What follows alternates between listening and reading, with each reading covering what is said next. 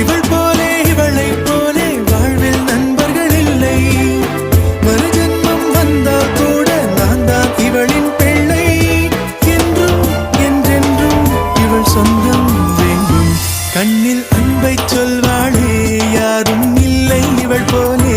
துன்பம் என்னை தீண்டாமல் தாயாய் காப்பாள் மண்ணிலே.